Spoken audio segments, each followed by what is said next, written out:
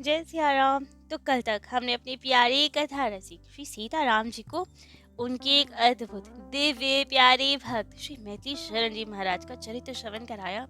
बताया उन्हें कि किस तरह मैथिली शरण जी महाराज और उनकी पत्नी विवाह के तुरंत बाद सबसे नजर बचा के भाग कर आ गए अयोध्या जी। प्रेम में विभोर हो रहे हैं और वही भाव देखकर हृदय में कुछ इच्छा उत्पन्न हुई।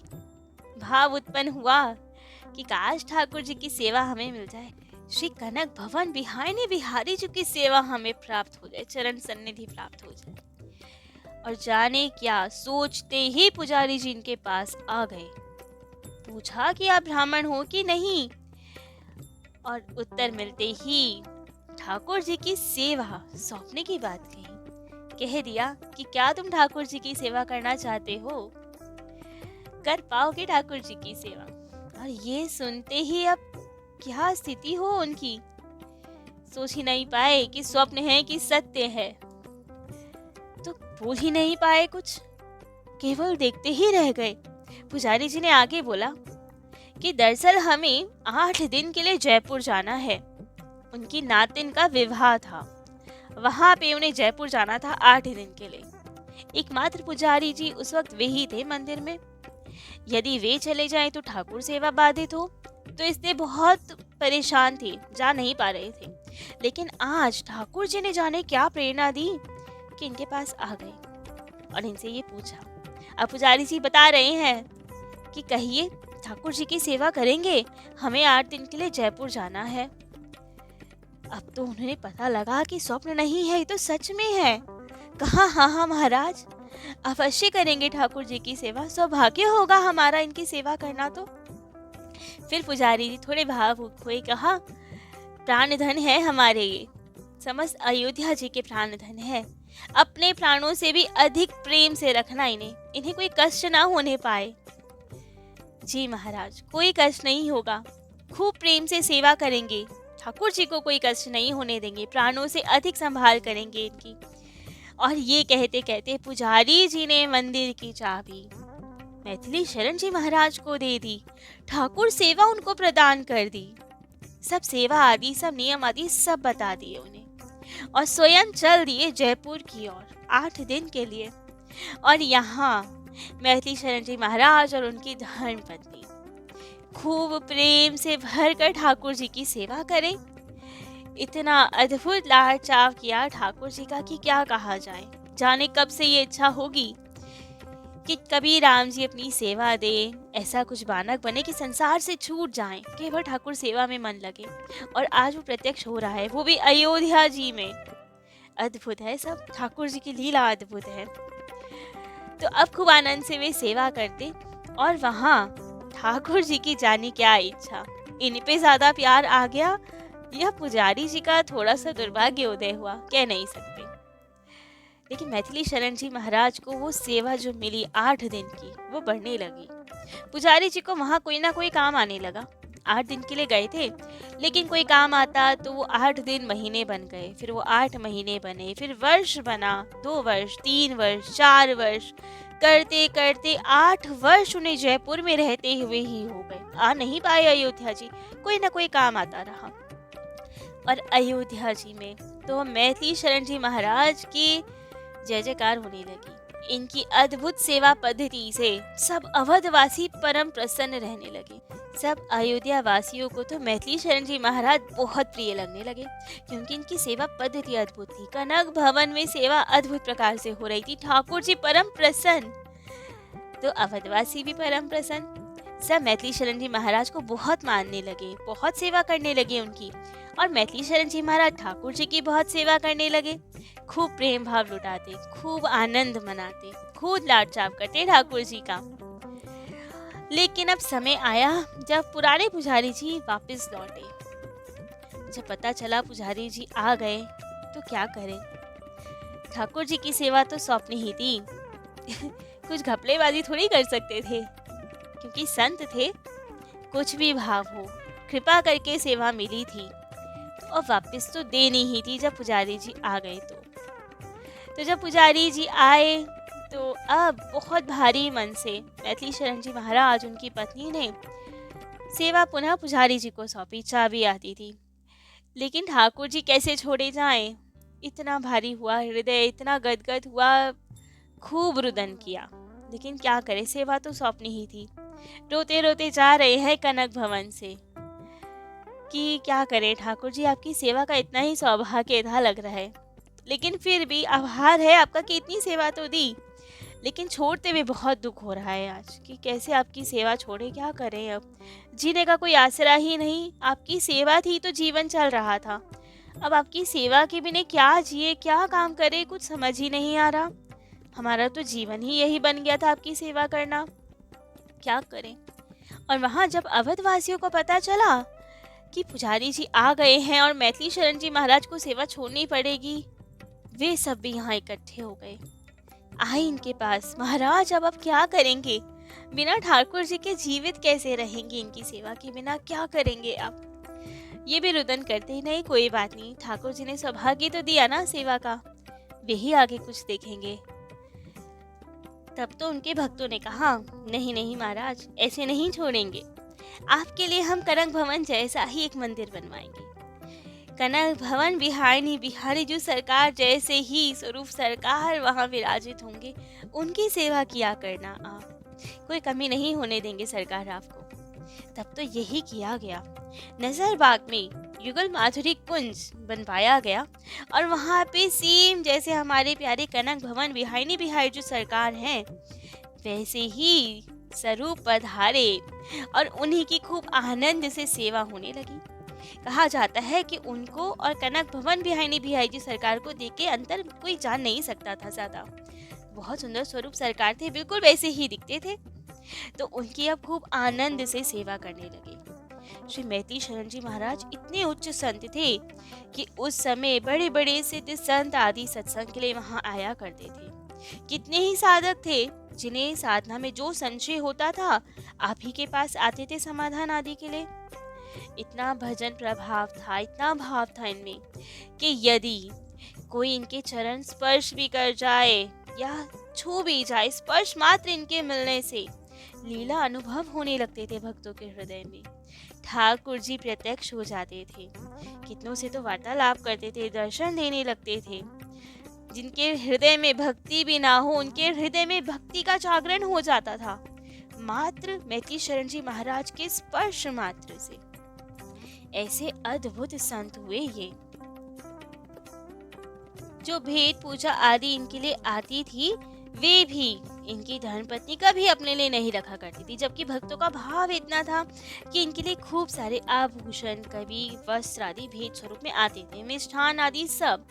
लेकिन ठाकुर जी के प्रति ऐसा भाव कि या तो वे कनक भवन भिजवा दिया करती थी कि वहाँ ठाकुर जी की सेवा में लगाओ, या अपने यहाँ ठाकुर जी की सेवा में लगाती थी और सबको बांट दिया करती थी, लेकिन स्वयं के लिए कुछ नहीं रखती थी। एक समय के बाद अब दर्शन और यात्रा हेतु तो वृंदावन और द्वारिका जी गए। वृंदावन में तो खूब आनंद से दर्शन आदि सब हुए और वहीं से मिट्टी के पेड़े और आदि बहुत सारी चीजें लेकर द्वारिका जी गए और वहां सोचा यहाँ भी तो वही ठाकुर जी हैं, उसी पद्धति से यहाँ भोग लगाया जाए। लेकिन द्वारिका नाथ जी तो राजा ठाकुर हैं, उन्हें वो वाला भोजन आदि कहाँ प्रिय लगे। तो अब वहाँ पे अब ये बाजरे की रोटी, माखन, अचार या गोकुल से लाए हुए मिट्टी के पेड़े ये सब भोग लगाने देते तो पुजारी आदि मना कर देते कि नहीं नहीं ये सब भोग नहीं लगेगा, या स्वीकार नहीं करते या टाल देते। अब इन्हें बड़ा खराब लगे कि यहाँ के ठाकुर जी तो बड़े बदल गए, ये तो राजा ठाकुर हो गए हैं। राजा ठाकुर से ही भेंट करनी थी तो हम अपने अयोध्या जी ही जाते, हमारे प्यारे सरकार है ना वहाँ, हम बेकार ही आए यहाँ। 2 दिन हो गया भोग की प्रयास करते करते, लेकिन पुजारी जी ने स्वीकार ही नहीं किया ये भोग, क्योंकि इसमें कोई बढ़िया बढ़िया वस्तु नहीं थी।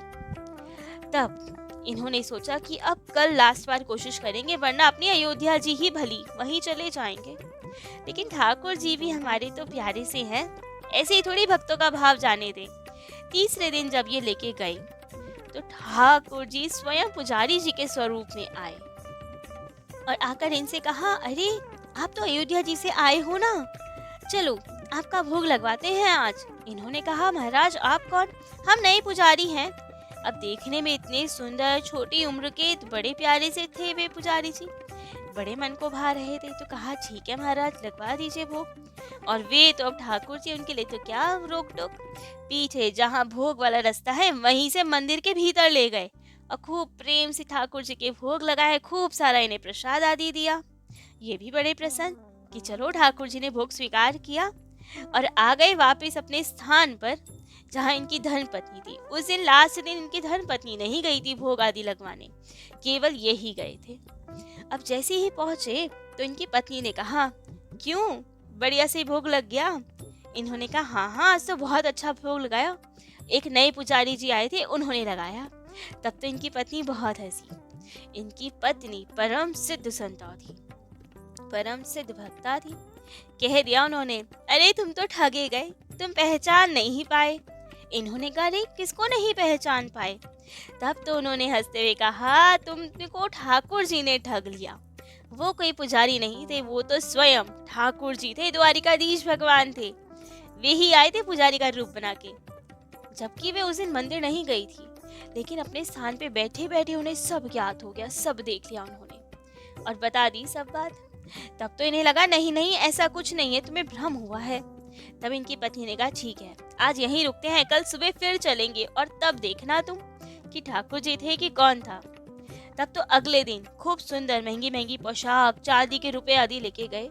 तब तो पुजारी जी बड़े प्रेम से आए कि चलो हम आपका प्रसाद चढ़वा दें। इन्होंने कहा नहीं नहीं, आपके लिए नहीं लाए हैं, एक नए पुजारी जी हैं जो कल हमें मंदिर के भीतर ले गए थे, उनको देंगे हम ये सब। अब पुजारी जी ने कहा, ऐसा कौन है भाई जो तुम्हें भीतर ले गया हो? ऐसे तो कोई पुजारी नहीं यहाँ, तुम तो वैसी रामानंदी संत हो, ऐसे प्रवेश तो नहीं मिल सकता किसी को।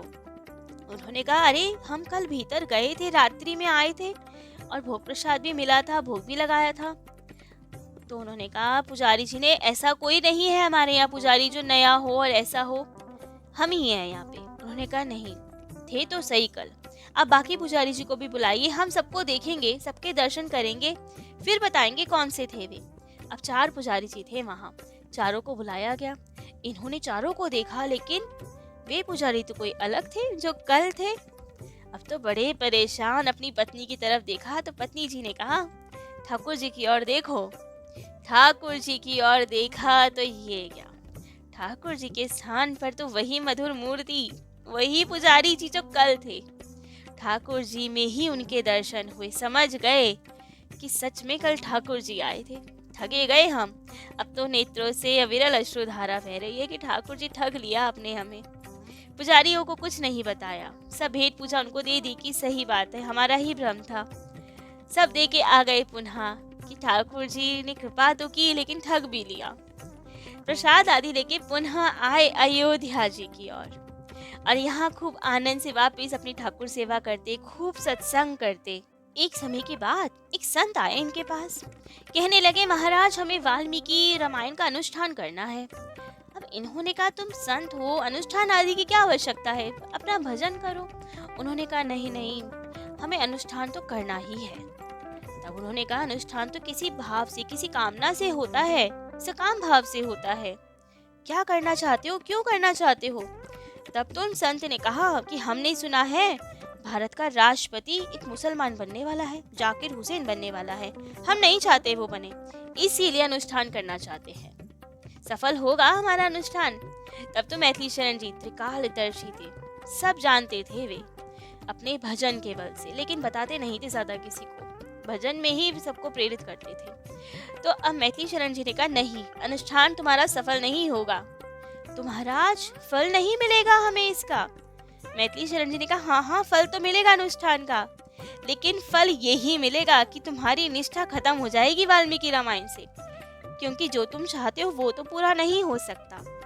तो तुम्हारी निष्ठा टूट जाएगी कि बताओ हमने अनुष्ठान किया लेकिन फल नहीं मिला। अब तो वो संत उदास हो गए, क्यों महाराज, हमारा सफल क्यों नहीं होगा अनुष्ठान? तब मैथिली शरण जी ने बताया, क्योंकि जाकिर हुसैन जी ने जो तुम अब अनुष्ठान कर रहे हो वो पूर्व जन्म में सब करके आए हैं। उन्होंने बताया कि वे पूर्व जन्म में दक्षिण भारत के किसी रंग मंदिर के, जो मेन रंगनाथ जी का मंदिर है वो नहीं, और किसी मंदिर में वहाँ पे पुजारी जी थे और वहाँ खूब वाल्मीकि जी का अनुष्ठान करते थे, रामायण जी का, वाल्मीकि रामायण जी का। लेकिन एक भूल हो गई उनसे। गैया का दूध पीते थे भोग लगा के, लेकिन बिना छाने ही ले लेते थे। काढ़ते थे और बिना छाने भोग लगाया और पी लिया।